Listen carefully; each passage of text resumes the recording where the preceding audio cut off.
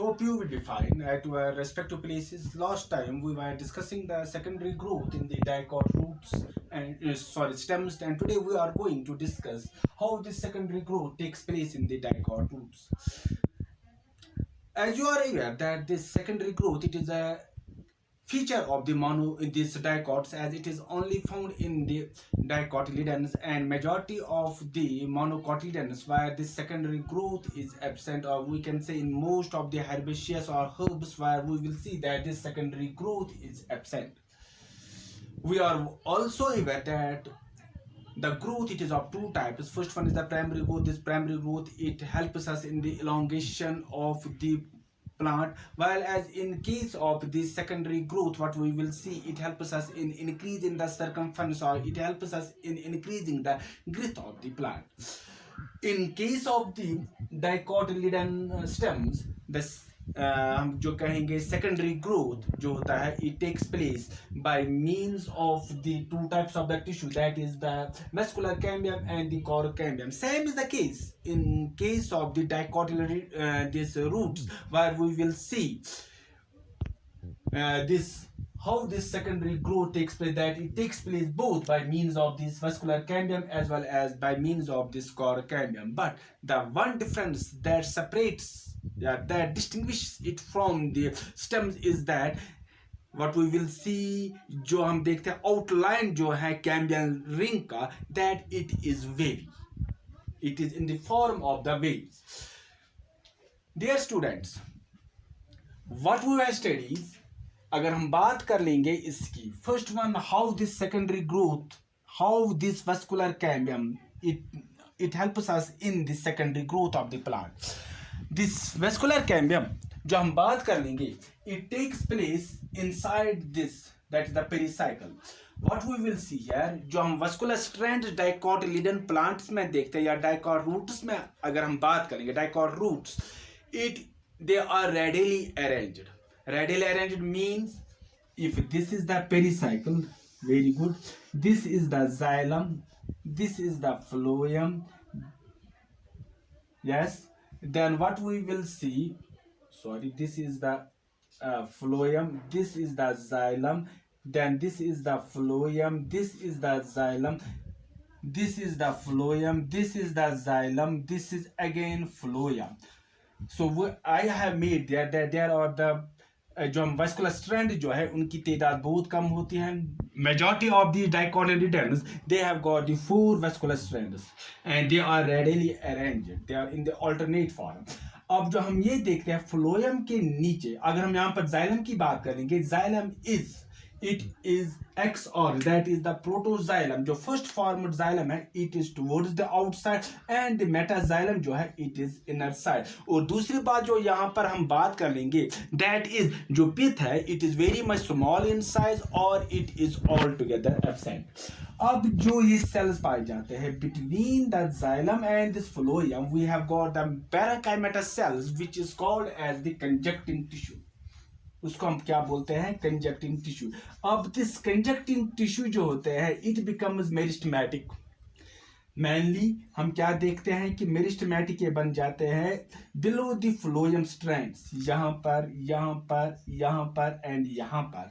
अब हम यही देखेंगे that this conjuncting tissue, or these parenchymatous cells, they become meristematic and they form the cambial strands, and there are as many as the cambial strands as there are the number of the phloem. जितनी तादाद phloem strands की है, उतने ही यहाँ पर cambial strands भी बन जाते हैं.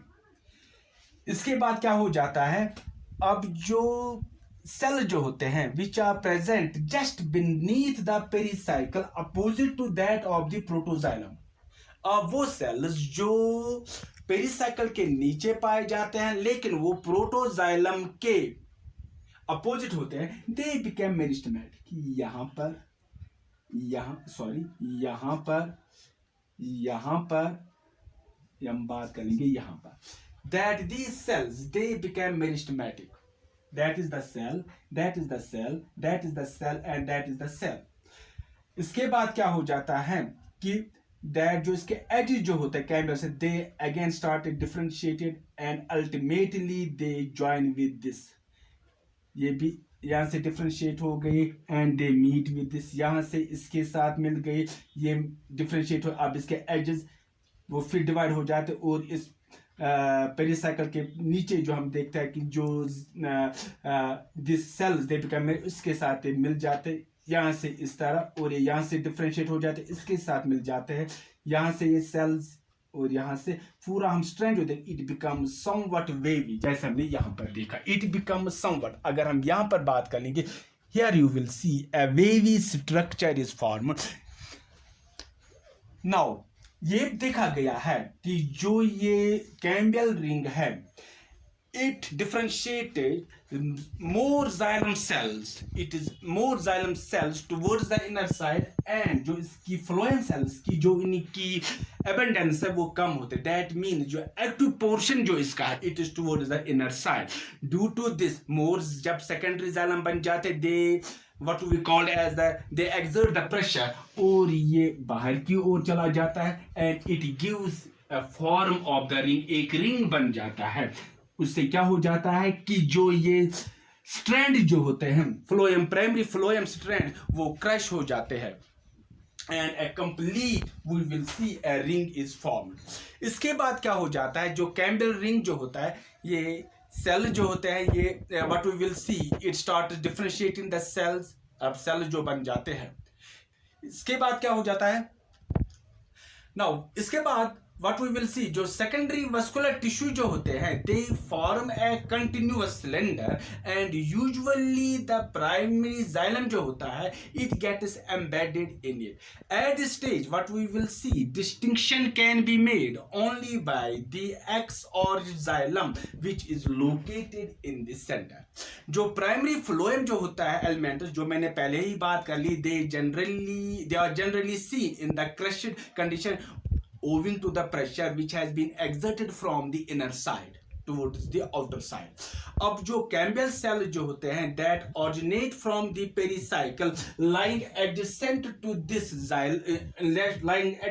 this protoxylem, उससे क्या हो जाता है, they function as ray in shells, and these ray in shells are traversed in the xylem and phloem through cambium, and this what we will see, अब जो हम जो ray in shells हो जाते हैं, that we will see that they pass through the xylem and phloem through the cambium, and this is one of the characteristic feature of the root.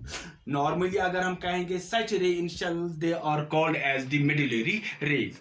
इसके बाद जब बात आ गई, this was the inner, अब जो एक्सटर्नल वेस्कुलर बंडल जो growth हो जाती है, जो डिफरेंशिएशन सेल की हो जाती है, that may initially take place from the, वो कहाँ से स्टार्ट हो जाती है, फ्रॉम द पेरिसाइकिल और सम layer which are just outside the pericycle. This become meristematic, they get differentiated and they form this corocambium which is called as this phloem. Now this corocambium or this phloem, it again becomes meristematic.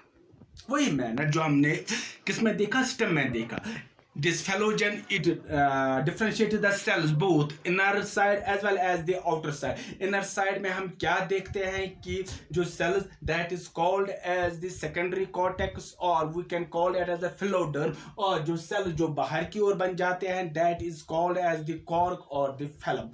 अब जो pressure बढ़ जाता है अंदर से, जो ये यहाँ पर हम बात करें, जो प्रेशर बढ़ जाता है, इसका असर हम देखते हैं, that is the outer layers of the cell, that is the epiderm, उस पर पड़ जाता है, and here we will see, यहाँ वहां पर हम देखते हैं कि small pores are formed, and that is what we call as the lenticels are formed. The lenticels they ultimately they give rise, they help us in the exchange of the gases. Secondary one जो हम देखते हैं कि जो primary phloem है, part of the secondary phloem जो भी होता है, they get due to the pressure from the inner side, वो क्रैश हो जाता है and they become dead and they give rise to the cork of the cell.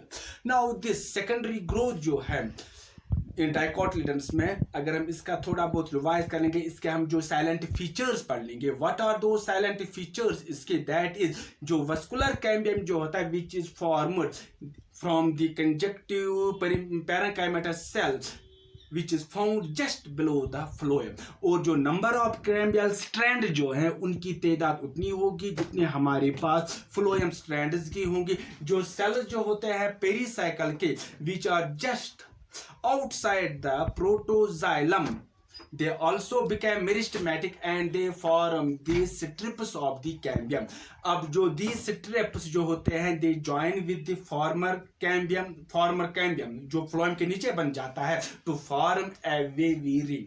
इसके wavy ring of this vascular cambium. इसके बाद हम क्या देखते हैं कि what we will see, this cambium ring it produces the secondary xylem towards inner side, और जो secondary phloem it is formed towards the outside. इसमें हम एक देखते हैं इन रूट्स में जो ग्रोथ रिंग जो होते हैं दे आर नॉट फॉर्मड. उसकी वजह यही है that there is no seasonal variation under the soil. एक और बात यहाँ पर हम देखें जो एक कैरेक्टरिस्टिक फीचर इसका है from the outer region जिसको हम बोलते हैं from the outer region of the pericycle, उसमें arises the what we call as this cork cambium or we call as the phloem, and this phloem it differentiates the cells both inner side as well as the outer side. Inner side it gives rise to the secondary cortex and outer side it gives rise to the cork or phloem.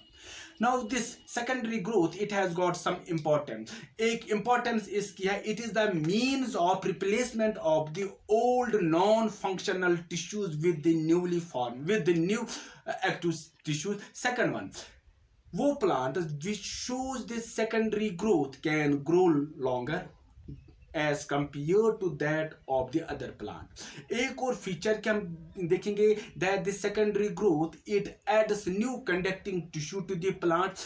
Second एक और जो secondary growth होता है it produces A Corky cambium around the trunk and this cork जो cork होता है या जो बार्क जो होता है it is protective in nature. It protects from the extremes of the temperature and the infection.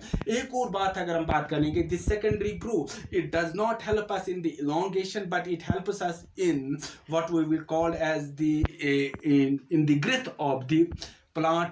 या हम बात करेंगे it helps us in this to increase the circumference of the plant and that increases growth or that increases circumference it supports the increasing growth जो हम बात करेंगे increasing weight of the aerial plant. That is all for today.